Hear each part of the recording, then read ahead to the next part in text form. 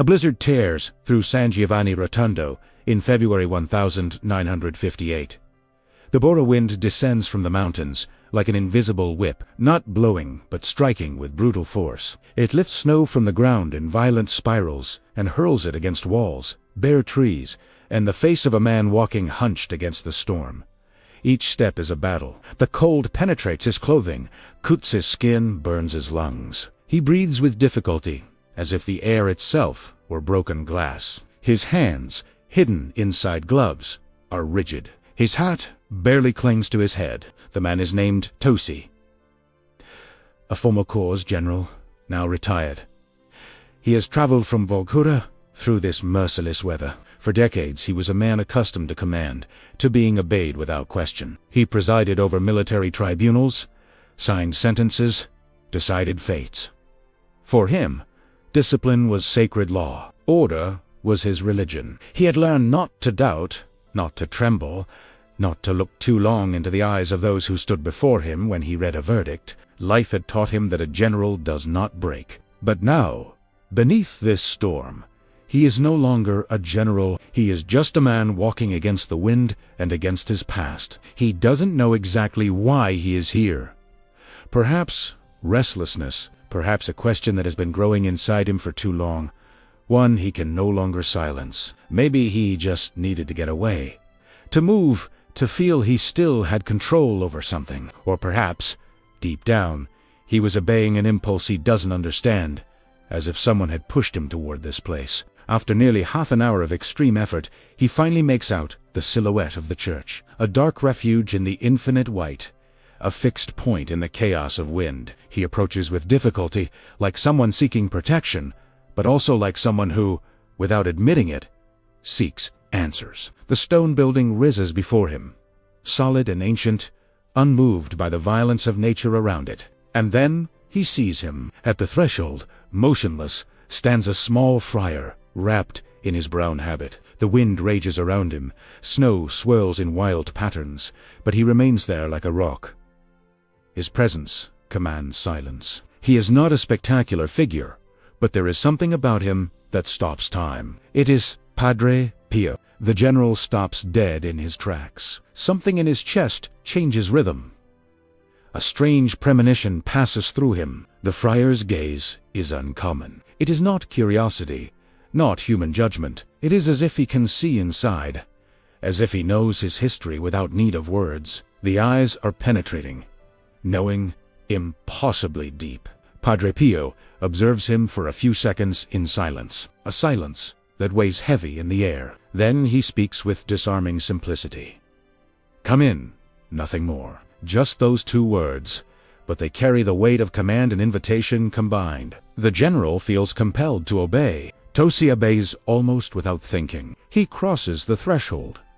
The wind is left behind. Inside it is cold, but at least it is no longer that violent cold that cuts the face. He breathes deeply, trying to recover his breath. Snow begins to melt on his coat, forming small puddles on the floor. His heart still races from the exertion, and from something else he cannot name. Padre Pio closes the door and walks toward a window from which the storm can be seen. He points with his finger at the white whirlwind spinning between heaven and earth. The gesture is slow, deliberate, as if directing the general's attention to something crucial.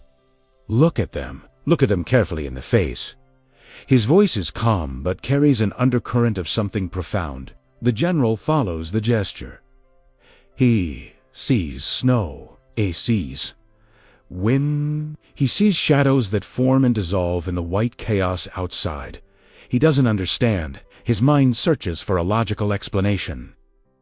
What should he see? What does this mean? He squints, trying to make sense of the swirling forms in the blizzard. And then comes the sentence that will haunt him forever. "They are your soldiers," says the friar. "You had them all shot." The words fall like a hammer blow. There is no drama, no shouting, no anger, only truth.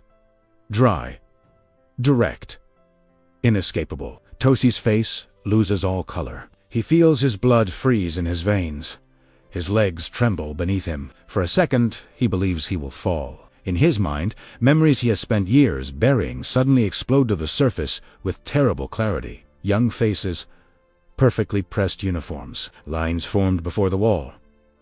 Short orders, without emotion. Signatures on official documents. Desertion, treason, serious crime. Example for the troops. For years these words were his shield. Military law, regulations, duty. With these he justified himself. With these he slept peacefully. He told himself it was not personal, that it was his job, that order had to be maintained. The machinery of military justice had protected him from his own conscience. Now, standing before this friar, everything crumbles. The carefully constructed walls of justification collapse like a house of cards. He tries to speak. He wants to say that he only presided over the tribunal, that there were accusations, that there was a court, that there was evidence, that it was not his decision alone. He wants to defend himself, explain, justify, but his throat does not respond. No words come out. It is as if his own voice refuses to lie. Padre Pio looks at him as if he has already heard each of those defenses before they were uttered, as if he knows exactly what Tosi is thinking. The friar's expression is not one of condemnation, but of terrible, compassionate knowledge. The general feels naked, exposed, all his carefully maintained dignity stripped away. Stunned, confused, the general flees from the church. He doesn't remember how. In seconds he finds himself back in the middle of the storm. He walks without direction, like a man pursued by himself. The wind strikes his face with renewed fury. His heart pounds with violent force. The words, "They are your soldiers," echo endlessly in his head, relentless and inescapable. A violent gust tears the hat from his head. It goes flying and falls onto the snow some distance away. Tosi doesn't even react. His mind is elsewhere, trapped in a prison of memory and guilt. He stumbles forward, barely aware of where he's going. A young woman approaches, picks up the hat, and returns it to him. Her voice is soft, human, cutting through his internal chaos. "Sir, you lost this." The general looks at her. The girl's face has something that calms, something clean and untainted. In the middle of chaos, this delicacy anchors him to reality, reminds him that the world still contains gentleness. "Thank you," he murmurs, his voice barely audible. The girl studies him with concern. She can see he is not well, that something has shaken him to his core. "With this wind, it's dangerous to walk alone," she says. "If you want, we can go down together." Tosi nods, grateful for this unexpected kindness. He offers her his arm. They descend in silence along the Viale dei Cappuccini. She walks, slowly, carefully, mindful of the icy path. He feels that her presence sustains him, as if for a few minutes someone is reminding him that he is still a man, not just a collection of terrible memories. Near the hotel, Tosi stops. He releases her arm gently. "Thank you for the company. Now I'll get my suitcase and leave." The young woman looks at him seriously, with an intensity that surprises him. "Go back to Padre Pio," she tells him. "Don't leave like this." It is a simple phrase, but it sounds like a last chance, as if life itself is offering him another door, another possibility. But Tosi shakes his head, almost violently. "No, I want to leave."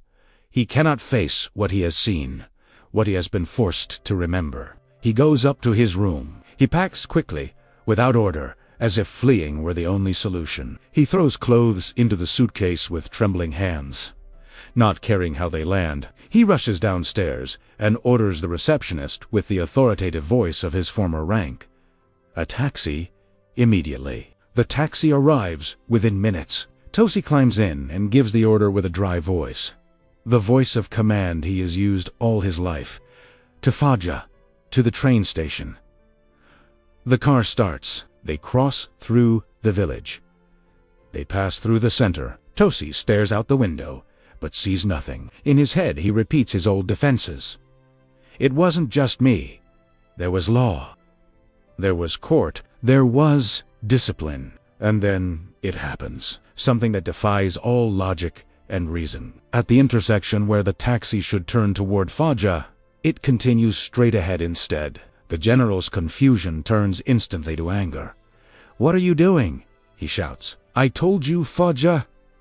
The driver does not respond. The car continues climbing upward, away from the route to the station. Tosi feels a knot forming in his stomach, a growing sense of dread. This is wrong. Everything is wrong. Minutes later, they stop in front of the cemetery. The taxi comes to a complete halt before the iron gates. "We have arrived," says the driver, calmly. Tosi sits frozen in disbelief, his mind refusing to process what is happening. "What do you mean we've arrived?" "I," said Foggia. His voice becomes the voice of a general again. Authoritative, demanding, accustomed to being obeyed without question. How dare this driver disobey him? The driver does not turn around. "Get out!" Just those words, spoken with quiet finality. Tosi tries to see the driver's face, but cannot. He only hears the voice, and then he recognizes it. That accent, that tone, it is the same voice as Padre Pio. Impossible, yet undeniable. "Get out now."